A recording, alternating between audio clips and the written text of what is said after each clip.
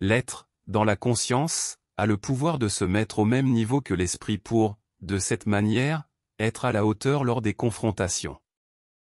Mais il n'est plus soumis à l'esprit.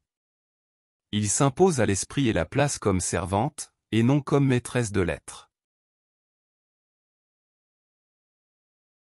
Sous-estimer la ruse de l'esprit sera fatal à l'être qui voyage à l'intérieur de lui-même. Le manque d'attention et de vigilance peut ouvrir des brèches par lesquelles l'esprit revient à s'imposer, avec des souvenirs, des mémoires et des projections, étant habilement manipulé et influençant l'être.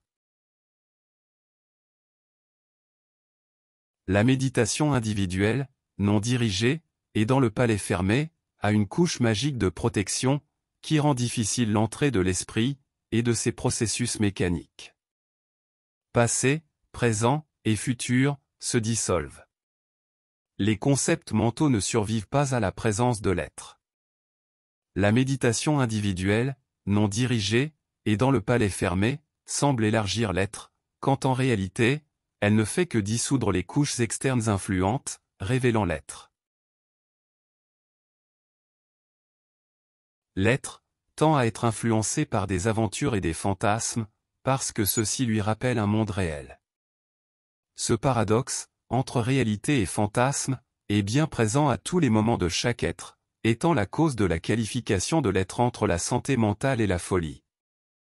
Si le livre n'est pas compris sous cette lumière, il laisse des indices assez visibles. Dans le livre, même le concept d'un monde idéal est dangereux.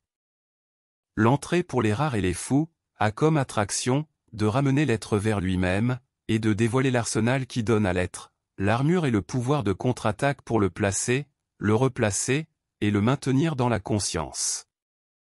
L'esprit est le serviteur de la conscience, et non l'inverse.